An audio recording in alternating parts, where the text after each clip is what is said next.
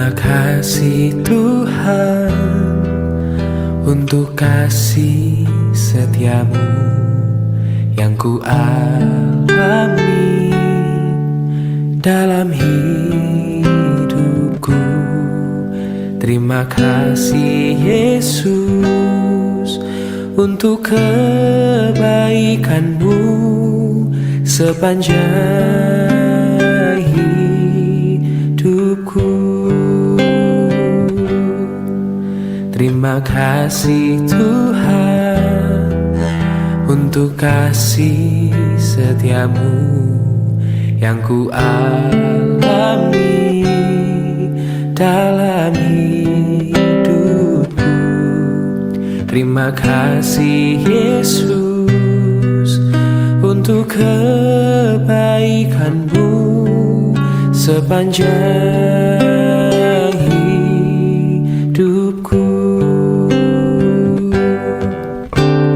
Terima kasih Yesusku buat anugerah yang kau beri, sebab hari ini Tuhan adakan syukur bagimu. Terima kasih Yesusku buat anugerah yang kau beri, sebab hari ini Tuhan adakan syukur bagimu. Sebab hari ini Tuhan adakan syukur bagimu. Oh, sebab hari ini Tuhan adakan syukur bagimu.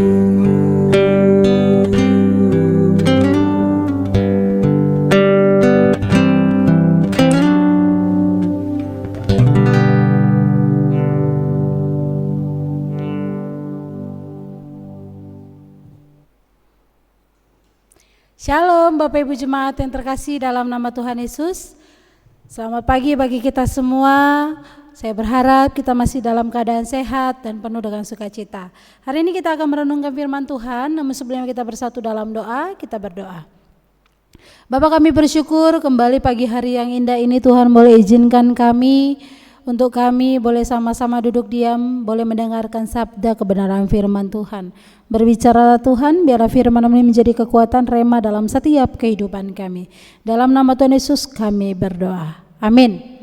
Bapak Ibu Saudara, hari ini firman Tuhan kita sama-sama mau berkata dari Yohanes pasal yang ke-6 ayat yang ke-26.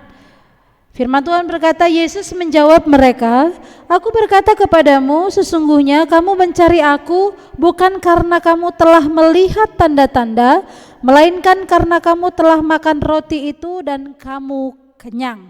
Bapak Ibu Saudara, hari ini firman Tuhan mau bersama-sama kita renungkan bersama dengan tema apa yang kita kejar. Apa yang kita kejar? Bapak Ibu Saudara, kalau kita mendatangi sebuah rumah makan dengan konsep prasmanan dan ternyata di sana hanya ada satu jenis makanan, Bapak Ibu Saudara. Bahkan makanan itu bukan makanan favorit kita. Bagaimana reaksi kita? Pasti kita kecewa, pasti kita ngedumel, pasti kita, rumah makan apa ini? Kok cuma satu macam? Namanya prasmanan, katanya prasmanan. Segala macam pasti kita akan mengeluarkan unek-unek kita. Karena di luar dari bayangan kita Bapak Ibu Saudara, di luar dari ekspektasi kita.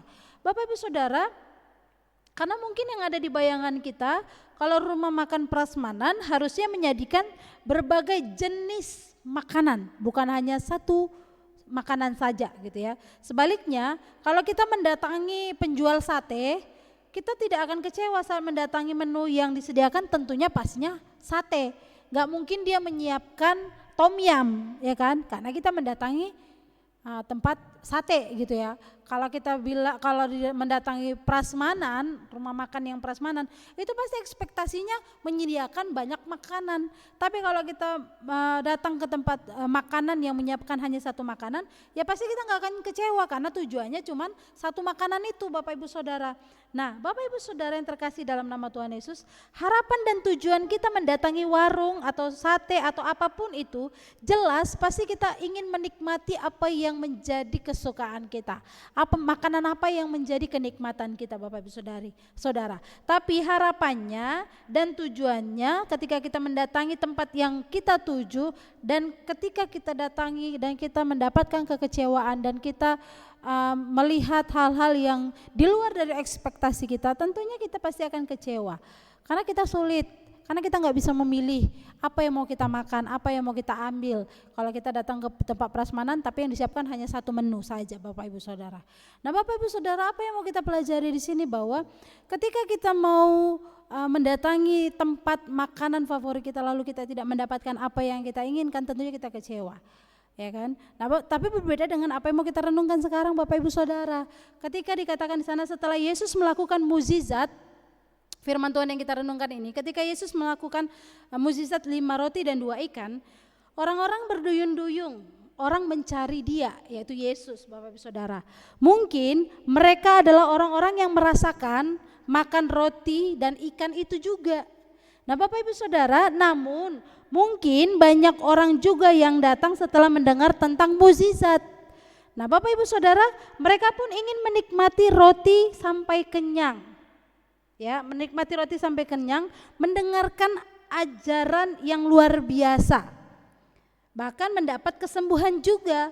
Tetapi apa yang terjadi, Bapak Ibu Saudara, setelah mereka menemukan Yesus, Yesus justru berterus terang menunjuk motivasi mereka.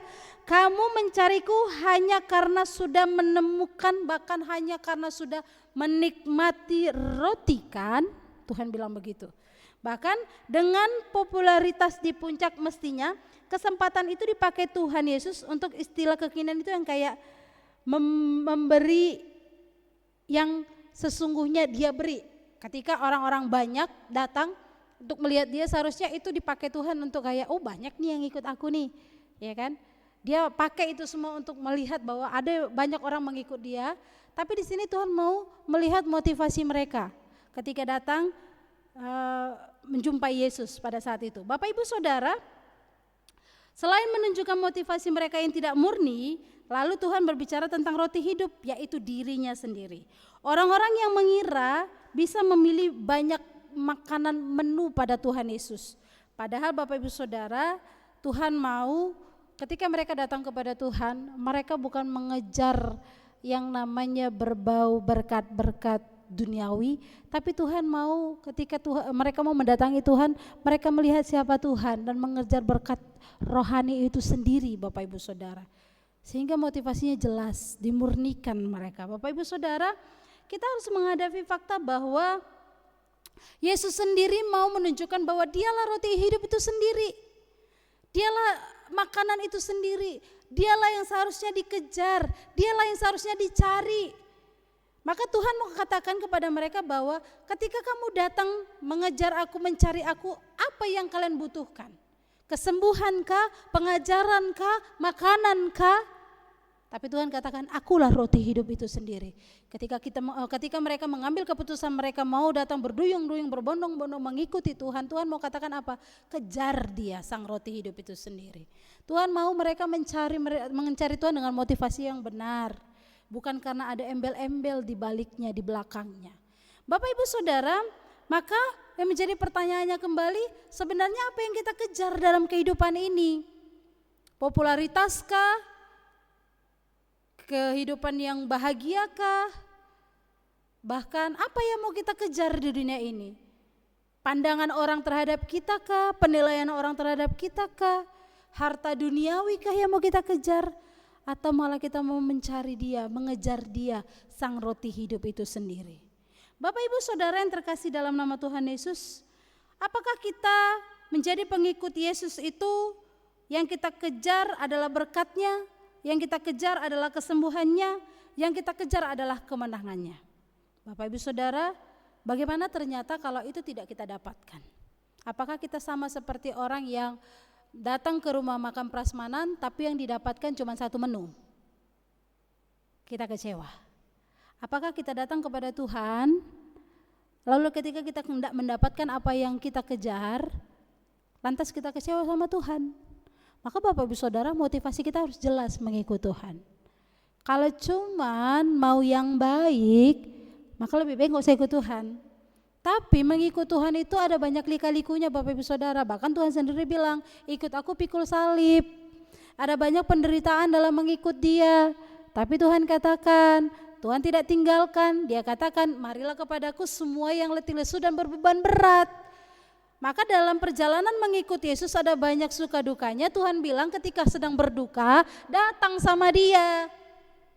Tuhan kasih kelegaan. Maka Bapak Ibu Saudara, jangan kejar yang baik-baiknya saja, tapi kalau yang baik kita enggak mau. Tapi kalau Tuhan kasih yang tidak baik, lalu kita marah, kecewa, ya berarti motivasi kita mengikut Tuhan enggak jelas dong Bapak Ibu Saudara. Karena Matius 6 ayat 33 berkata, carilah dulu kerajaan Allah dan kebenarannya, maka semuanya akan ditambahkan kepadamu. Cari dulu Tuhan. Sudah benar-benar kita dekat dengan Tuhan, maka semuanya itu Tuhan akan kasih Bapak Ibu Saudara. Kita hanya, ketika kita hidup di dunia ini yang kita punya hanya Yesus Bapak Ibu Saudara. Manusia tempatnya kecewa, tapi Tuhan tempat kita mau datang kepadanya. Karena Dia bukan sumber kecewa, Dia sumber ketenangan. Maka Bapak Ibu Saudara yang terkasih dalam nama Tuhan Yesus, percaya pada Dia. Jangan percaya kepada hal-hal duniawi. Untuk itu Bapak Ibu Saudara yang terkasih dalam nama Tuhan Yesus, ketika kita punya persoalan, penderitaan, masalah, datang kepada Tuhan karena kita punya Tuhan. Cari Dia, kejar Dia, sehingga apa Bapak Ibu Saudara? Kita punya harapan. Karena apa? Harapan itu adalah harapan untuk kita menerima hidup yang kekal bersama dengan Tuhan. Maka seberat apapun persoalan kita, seberat apapun pergumulan kita, tetaplah bertahan. Percayakan semuanya kepada Tuhan. Cari Dia, kejar Dia, terus rindu untuk dekat dengan Dia. Maka firman Tuhan katakan apa? Semuanya pasti akan ditambahkan kepadamu. Maka Bapak Ibu Saudara, yang kita punya di dunia ini hanyalah Yesus. Maka taruh pengharapanmu kepada Yesus. Taruh pengharapanmu kepada Tuhan, bukan kepada manusia, sehingga kita tidak hidup dalam kekecewaan. Bapak Ibu Saudara yang terkasih dalam nama Tuhan Yesus, hari ini kita mau sama-sama memuji Dia. Kita mau katakan bahwa hidup kita ini adalah penuh dengan kesempatan. Maka ketika Tuhan kasih kita kesempatan, gunakan kesempatan itu untuk boleh menjadi berkat. Bukan malah menjadi orang-orang yang banyak menyakiti banyak orang. Untuk itu mari Bapak Ibu Saudara, jadikan hidup kita ini hidup yang penuh berkat di hadapan Tuhan. Karena hidup kita ini hanya sementara. Selagi masih ada kesempatan, berlakulah dan berbuatlah sesuatu yang benar, yang baik di hadapan Tuhan.